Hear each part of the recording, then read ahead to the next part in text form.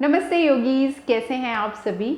अगर खाने के बाद आपको लगता है कि आपका पेट बहुत फूल जाता है, पेट के आसपास की मांसपेशियां कसी हुई महसूस होती हैं, एसिडिटी की समस्या हो जाती है, बहुत डकारें आती हैं, खाना खाने के बाद बेचैनी महसूस होती है, खाना खाते ही बहुत आलस भी आता है, अगर ये सब समस्याएं आप फेस कर रहे हैं या आपको महसूस हो रही हैं तो आज का वीडियो आपके लिए है।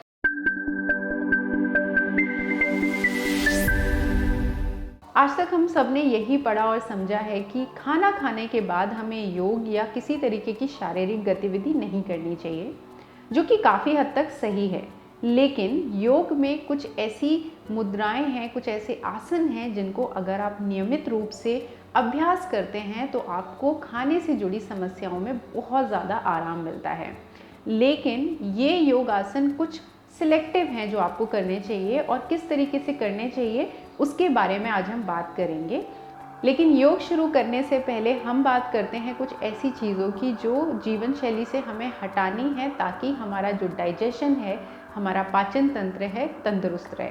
सबसे पहली चीज़, जो खाने के बाद हम चाय लेते हैं, मैं दूध वाली चाय की बात कर रही हूँ, वो आपको तुरंत बंद करनी है। अगर आपको चाय पीनी है तो 1 घंटे कम से कम आपको ब्रेक लेना है, उसके बाद ही आपको पीना है। चाय में जो कैफ़ीन होता है हमारे खाने के प्रोटीन के साथ रिएक्ट करता है और खाना पचाने में हमें दिक्कत होती है, तो वो आपको नहीं करना है। दूसरी चीज़, खाने के तुरंत बाद फल नहीं खाने चाहिए। बहुत से लोग खाना खाने के तुरंत बाद फल खाते हैं, वो नहीं करना है। खाना खाने के 2 घंटे बाद कम से कम आपको फल खाना चाहिए, क्योंकि फल में शुगर होता है जो हमारे खाने को पचने में हेल्प नहीं करता, बल्कि उसको स्लो डाउन करता है, क्योंकि फ्रूट फर्मेंट हो जाता है, तो इसलिए आपको फ्रूट नहीं खाना है। तीसरी चीज़, खाने के बीच बीच में उठ के पानी पीना, और खाने के तुरंत बाद आपको बहुत सारा पानी नहीं पीना चाहिए। आपने ये कई बार सुना भी होगा और ये सच है, पानी पीने से आपका एसिड जो खाने को पचाने में मदद करता है वो डाइल्यूट हो जाता है, जिसके कारण आपका खाना अच्छे से नहीं पचता, और जो ब्लोटिंग की समस्या है, पेट फूलने की समस्या है, वो इसका कारण हो सकता है। पानी की जगह आप बीच में कोल्ड ड्रिंक या जूस भी पी रहे हैं तो वो आपको नहीं पीना चाहिए। चौथी चीज़ है कि आपको खाने के बाद तुरंत नहीं नहाना चाहिए, आपको 1 घंटे का गैप देना चाहिए। हो सके तो खाना हमेशा नहाने के बाद खाएं, इससे डाइजेशन बहुत अच्छा रहता है।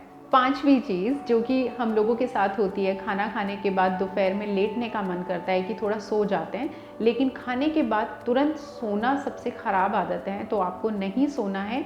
इनफैक्ट जो आज हम योग करेंगे वो आप कीजिए, और उसके बाद आधे घंटे का आप छोटा नैप ले सकते हैं, लेकिन पूरी तरीके से डीप स्लीप में ना जाएं। और अगर आपको सोना ही पड़ रहा है और आपको नींद आ ही रही है तो आपको अपने लेफ़्ट साइड पर करवट लेकर के सोना चाहिए। तो ये बात हो गई कुछ ऐसी चीज़ों की जो आपको तुरंत अपने लाइफस्टाइल से हटानी है। और अब बढ़ते हैं योग की तरफ। खाने के तुरंत बाद आप क्या कर सकते हैं, तो जो भी आज हम करेंगे वो तुरंत खाने के बाद है, इसमें कोई गैप या ब्रेक लेने की ज़रूरत नहीं है।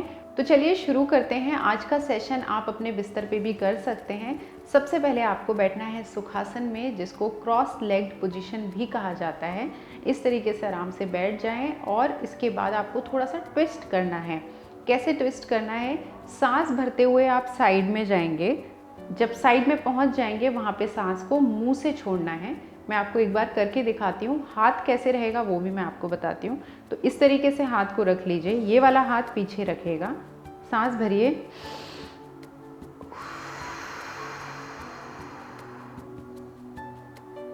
फिर सांस भरेंगे, दूसरी तरफ, ठीक है। तो आपने सांस भरा, सांस भरा,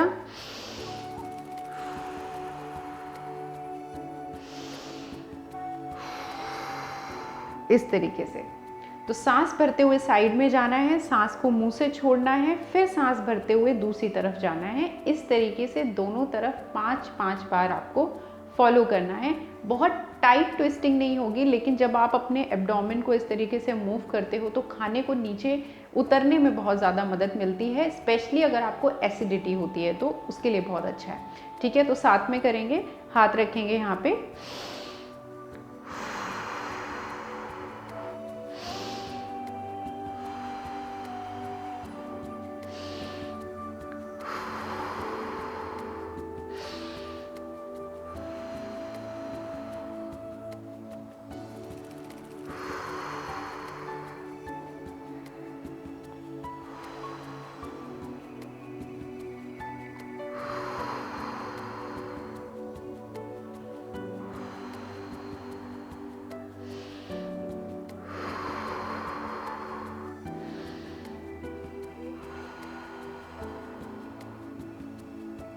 इस तरीके से सामने आ जाइए।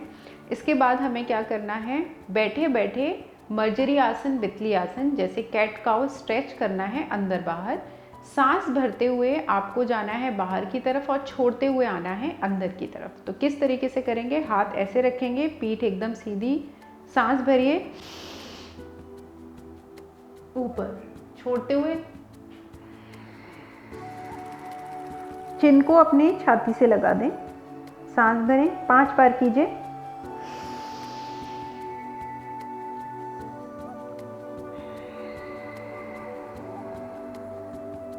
सांस भरिए,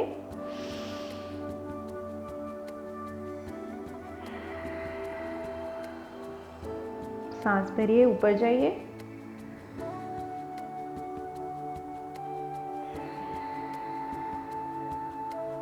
फिर सांस भरिए,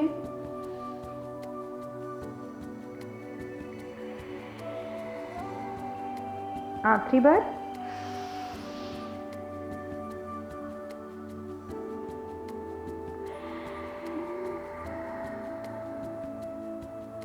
सांस भरते हुए सामने देखेंगे।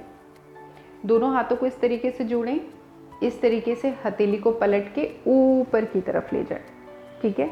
आंखें बंद और यहाँ पे 5 गहरी सांसें मुंह से निकालेंगे,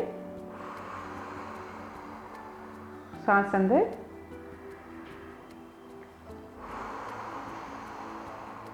सांस अंदर,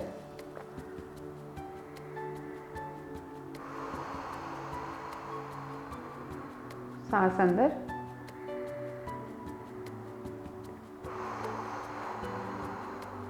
सांस अंदर,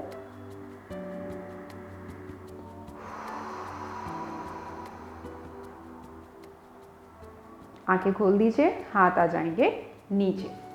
इसके बाद हम करेंगे वज्र आसन, जिसको थंडरबोल्ट पोज भी कहा जाता है, डायमंड पोज भी कहा जाता है। बहुत ही पॉपुलर पोज है, सब जानते हैं इसके बारे में, और ये वाकई में आपके पाचन तंत्र के लिए बहुत अच्छा है। स्पेशली अगर आपको कॉन्स्टिपेशन, गैस की समस्या भी साथ में होती है, तो आपको वज्रासन में 5 मिनट खाने के बाद बैठना ही बैठना है। अगर आप ये सुखासन वाला सीक्वेंस नहीं भी करते हैं तो सिर्फ वज्रासन में बैठने से भी आपको बहुत ज़्यादा आराम मिलेगा।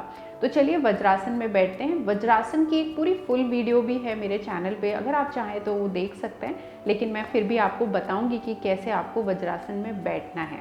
तो सबसे पहले मैं आपको बताती हूँ कि वज्रासन में ट्रेडिशनली किस तरीके से बैठा जाता है। इसमें आपको दंडासन में इस तरीके से पहले आना होगा, पैर फोल्ड करेंगे और फिर वज्रासन में बैठेंगे। लेकिन अगर आप ये नहीं कर सकते हैं तो बिगिनर्स के लिए एक आसान वाला वर्जन है, वो भी मैं आपको करके बताऊंगी। पहले हम ये वाला करके देखते हैं और आप कोशिश कीजिएगा, ये हो पाए तो अच्छी बात है, नहीं तो कोई बात नहीं। दंडासन में जब भी बैठें तो अपने हिप की जो ये मसल है, जो मांसपेशी है, इसको खींचें, अच्छे से हड्डी के ऊपर बैठें, तब आपको ज़्यादा अच्छे से आपकी जो पीठ है वो सीधी रह पाएगी। तो पीठ सीधी रखने के लिए आपकी ये जो बोन है वो ज़मीन से अच्छे से लगी हुई होनी चाहिए। सामने देखेंगे, सांस एक अंदर और बाहर, घुटने और आप देख रहे हैं मेरे जो टोज़ हैं वो एकदम एक्टिव और सीधे हैं, तो सीधे ही रहेंगे। इसके बाद आपको क्या करना है, एक पैर को, किसी भी एक पैर को आप मोड़ेंगे इस तरीके से, ठीक है। एक हाथ से इस तरीके से पीछे लेके जाएं, दूसरे हाथ की मदद से हल्के से आपको ऊपर आना है। फिर सेम चीज़ दूसरे पैर के साथ, और यहाँ से हम इस तरीके से वज्रासन में बैठ जाते हैं। अब किन चीज़ों का वज्रासन में आपको ध्यान रखना है? सबसे पहली चीज़, वज्रासन में जब मैं बैठी हूँ तो आपको अपनी एड़ी पे नहीं बैठना है, एड़ी के बीच में बैठना है। पीछे से अभी मैं आपको दिखाऊंगी कि कैसे आपको बैठना है। दूसरी चीज़, आपके जो थाइज हैं, यानी कि जो आपकी जांघें हैं, उनके बीच में गैप नहीं होना चाहिए, दोनों आपस में टाइट तरीके से जुड़ी रहेंगी। और जो आपके हाथ हैं, या तो पाम्स इस तरीके से नीचे रखे रहेंगे या फिर मुद्रा बनती है जिसमें पाम ऊपर की तरफ रहेगा। इस तरीके से जो बैक है वो एकदम सीधी, आपको इस तरीके से नहीं स्लाउच करना है, मोड़ना नहीं है, अपनी रीढ़ की हड्डी को सीधा रखेंगे सांस भरते हुए। इस तरीके से आपको देखना है, आपकी जो दृष्टि है एकदम सामने रहेगी, और ऐसे आपको 5 मिनट वज्रासन में बैठना है। अब अगर आपको अपना पाचन तंत्र बहुत अच्छा करना है तो वज्रासन में जब आप बैठ रहे हैं 5, 10, 15 मिनट जितनी भी देर, आपको बनानी है अपान मुद्रा। अपान मुद्रा के बारे में मैं थोड़ी देर में बात करूंगी, पहले वज्रासन कैसे करना है वो सीख लेते हैं।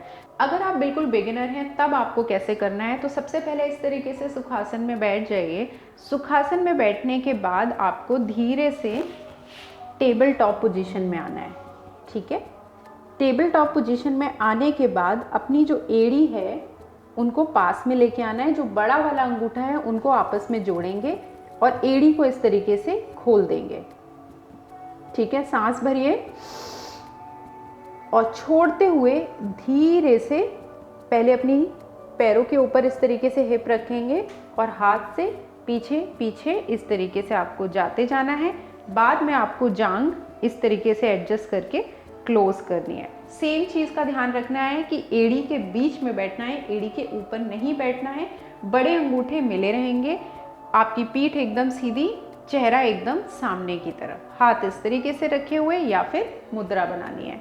तो इस तरीके से अगर आप बिगिनर हैं, लेकिन अगर आपने कभी वज्रासन नहीं किया लेकिन ट्राई करते हैं और बैठते हैं तो बहुत पेन होता है, तब आपको क्या करना है उसका भी मैं एक तरीका बता देती हूँ तीसरे तरीके से। उसमें आपको क्या करना है कि आपको लेनी है एक टॉवल, ठीक है, जिसको आपको इस तरीके से गोल बना के फिर इसे फ्लैट कर देना है, ठीक है। और एक लेना है तकिया, जैसे मेरे पास तो ये कुशन है, कोई भी पतला तकिया, बहुत मोटा नहीं लेना है। 2 चीज़ें आपको चाहिए। इसमें आप बैठिएगा, देखिएगा आप तुरंत वज्रासन में बैठने लगेंगे। 1 हफ्ते इस तरीके से प्रैक्टिस कीजिएगा, उसके बाद आप बिगिनर वाला जो मैंने आपको करके दिखाया है टेबल टॉप्स वाला वो आप करिएगा और फिर आप वो ट्रेडिशनल वाला कीजिएगा। आप सारे कर लेंगे लेकिन यहाँ से आपको शुरुआत करनी है। तो कैसे करेंगे हम, ये देखिए इस तरीके से आपको ये जो तौलिया है वो यहाँ रख देना है। दोनों अपने पाँव इस तरीके से रख देंगे। एड़ी वाला जो हिस्सा है जहाँ पे ये जोड़ है वो इसके ऊपर रहेगा। अब ये जो कुशन है या जो तकिया है इसको रख लेंगे आप अपने पैरों के ऊपर।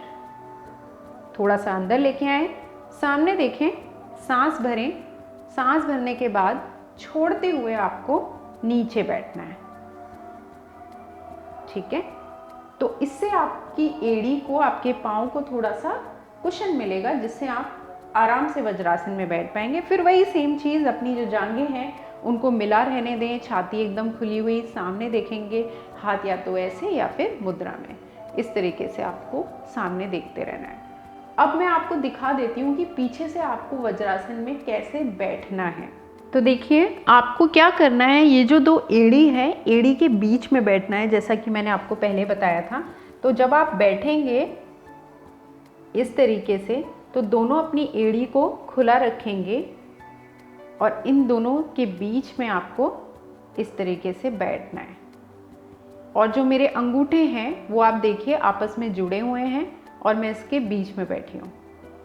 गलत कब होता है, जब आप बैठते वक्त इस तरीके से बैठ जाते हैं तो इससे और ज़्यादा आपको पेन महसूस होता है।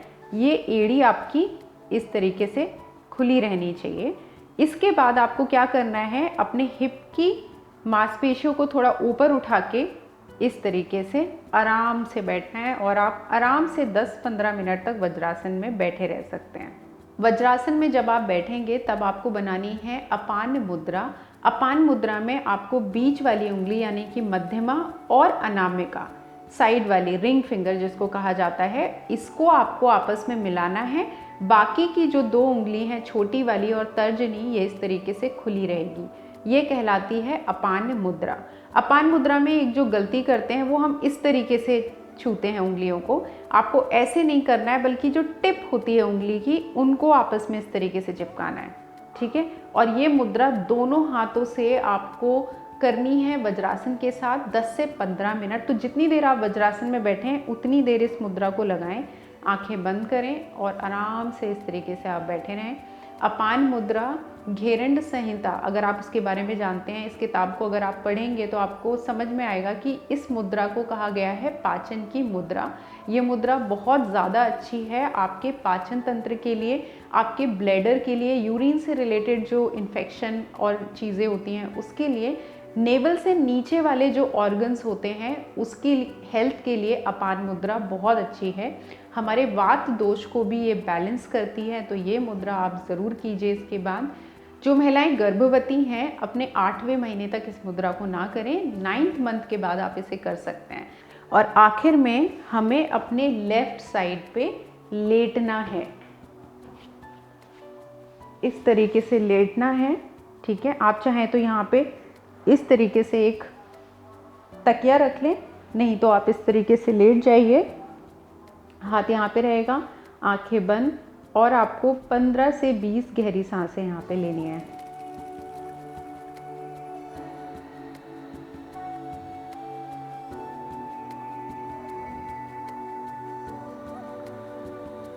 जो हमारा पेट होता है वो हमारे लेफ्ट साइड में होता है, यानी कि बाईं तरफ। तो इस तरीके से लेटने से हमें एसिडिटी की समस्या नहीं होती है, गैस नहीं बनती है, खाना अच्छे से पचता है। तो इस तरीके से आंख बंद करके आप लेट सकते हैं। आशा करती हूँ कि आज का अभ्यास आपको अच्छा लगा हो। ज़रूर इसको प्रैक्टिस कीजिए और मुझे बताइए कि आपको कैसा लगा। फिर किसी टॉपिक के साथ आपको दोबारा मिलूंगी, तब तक के लिए नमस्ते।